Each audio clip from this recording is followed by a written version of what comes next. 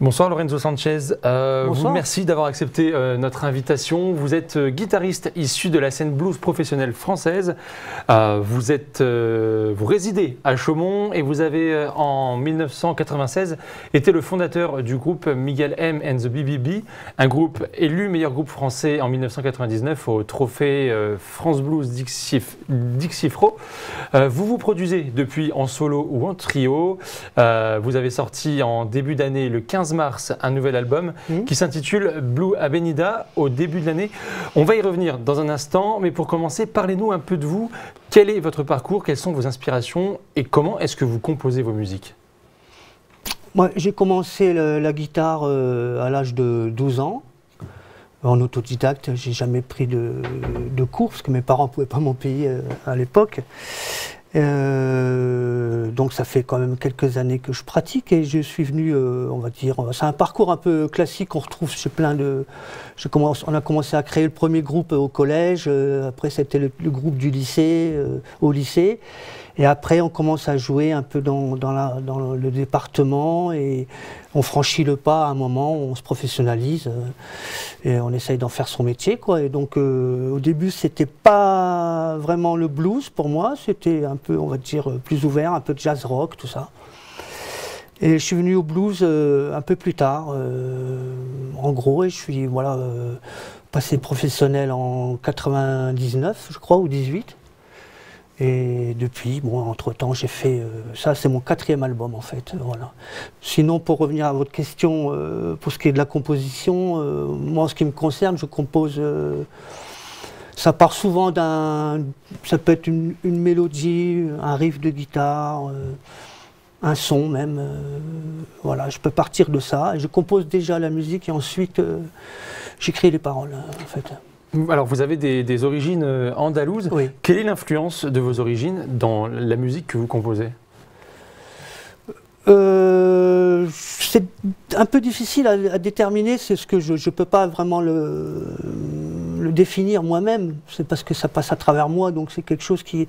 Après, pour être un peu technique, par exemple, quand je joue beaucoup ce qu'on appelle le slide, c'est un tube, hein, où on appelait ça bottleneck, parce que ça vient du goulot de la bouteille au départ, hein, pour faire des notes glissées en fait, ce qui permet de jouer au quart de ton, donc de se rapprocher des sonorités un peu hispanisantes ou orientales, voire indiennes, quoi. Donc parfois dans mon jeu, effectivement, il y a un peu ces croisements, voilà, avec le blues, surtout quand c'est une musique tonale, quoi. Ça permet de jouer ce genre de couleurs, on va dire.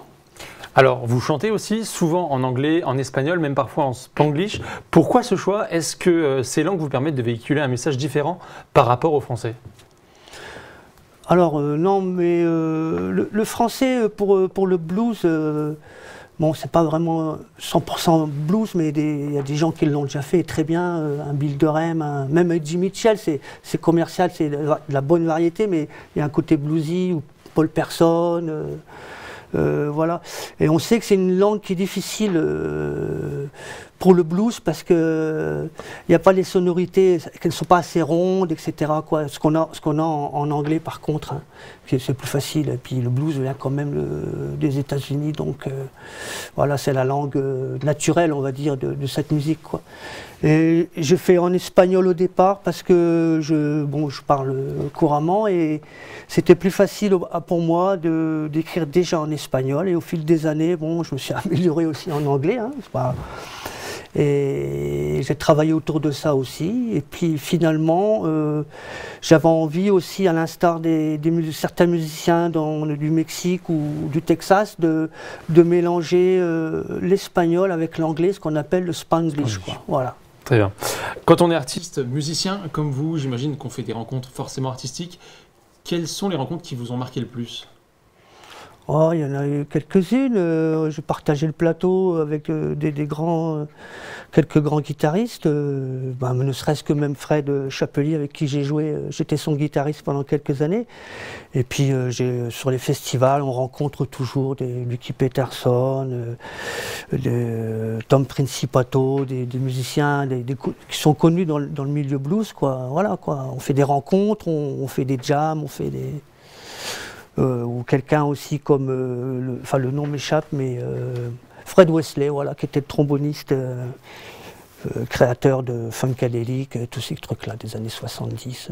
C'est un tromboniste très connu qui a joué avec Prince et tout ça, quoi, en fait. Voilà, donc j'ai eu l'occasion de partager plein de belles choses, ouais, bien sûr. Alors je le disais au début de cette interview, vous avez sorti en début d'année, le 15 mars, un nouvel album qui s'intitule Blue Abenida. On en écoute un extrait et on en parle juste après.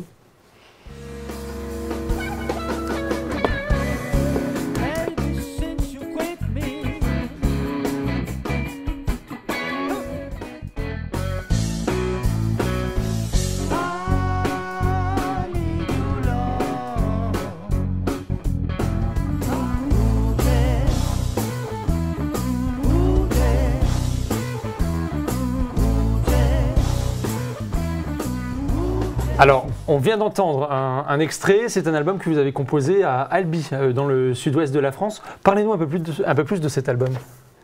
Alors, effectivement, ouais, je l'ai composé comme beaucoup de musiciens ou d'écrivains ou d'artistes en général pendant le Covid, parce que bon, j'avais que ça à faire presque, j'allais dire. Et donc, je suis parti sur un nombre assez conséquent de morceaux. Je travaille tout seul, j'ai un petit mini studio suffisant pour moi pour faire des maquettes, ce qu'on appelle des maquettes, où je joue tous les instruments, la batterie, la basse, tout. Et je compose les morceaux, et j'en avais fait à peu près 30-40, j'en ai gardé 9 au final. Voilà, c'est un processus qui est assez long, parce que au début on a plein d'idées, on a envie de... Et après au fur et à mesure on élague si on veut, quoi. Donc il faut revenir, il faut faire des centaines et des centaines d'heures d'écoute, de mix. C'est un très long travail. Après il y en a qui bossent plus vite que moi peut-être. Mais bon, voilà. Et pour cet album, quelles ont été un peu vos inspirations à ce moment-là? Alors par rapport à cet album-là, c'est vrai que je voulais revenir sur quelque chose d'un peu plus radical. C'est pas le mot est pas trop fort non plus. C'est pas du heavy metal. Hein, enfin, je veux dire, c'est dans le son, un son plus rock, moins produit dans le sens où il y a moins le son est moins compressé, un son moins commercial, c'est-à-dire. C'est pas qu'avant ils y étaient, mais les albums précédents, mais je voulais quelque chose d'assez naturel et assez rugueux, quoi. Hein, voilà, comme un peu notre époque, moi je trouve. Hein. Donc il y a des morceaux qui sont un peu, on va dire, plus ouverts, enfin, veut dire un peu plus. Il y en a d'autres qui sont plus sombres, plus noirs, c'est plus radical parfois. Par exemple, il y a des morceaux qui sont, il y a 2 titres qui sont 2 boogies, c'est-à-dire qu'un boogie c'est un style dans le blues et c'est tonal et c'est sur un accord, quoi, qu'on développe et on est à la recherche un peu de la trance, quoi. Voilà. C'est un peu ce côté-là, quoi. Et pour les téléspectateurs qui nous regardent et qui souhaiteraient écouter votre album, où est-ce qu'on peut le retrouver? Sur toutes les plateformes de streaming. Ouais, tout Spotify, okay. Etc. Voilà. Et en version physique, est-ce qu'il est en vente ou pas? En version physique, il est en vente aussi, oui. Donc l'album est distribué par Rock and Roll, qui est le distributeur de Dixie Frog, donc le label de blues, le fameux label de blues français, qui est, je crois, le plus ancien maintenant aujourd'hui, qui est le label de Fred, de plein de gens, voilà.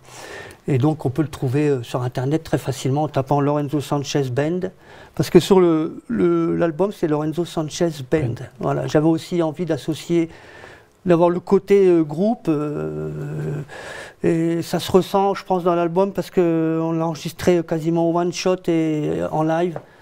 Et on sent l'énergie et tout ça, quoi. Voilà. Et est-ce que vous avez très rapidement des concerts dans la région prochainement? Alors oui, dès le 1er mai, à la fête du travail là, à Chaumont, on joue en trio au Square Boulingrin. Ensuite le 9 aussi à Rivière-les-Fosses, dans le sud au Marnais. Et cet été, je suis programmé au Festival Blues de Cognac, le 5 et 6 juillet. Voilà, il y a d'autres dates qui vont arriver, j'espère. Voilà. Très bien. Eh bien, c'est noté, le rendez-vous est pris. Merci beaucoup, Merci Lorenzo à vous de m'avoir invité. D'avoir accepté notre invitation et d'être venu sur notre plateau ce soir. Merci.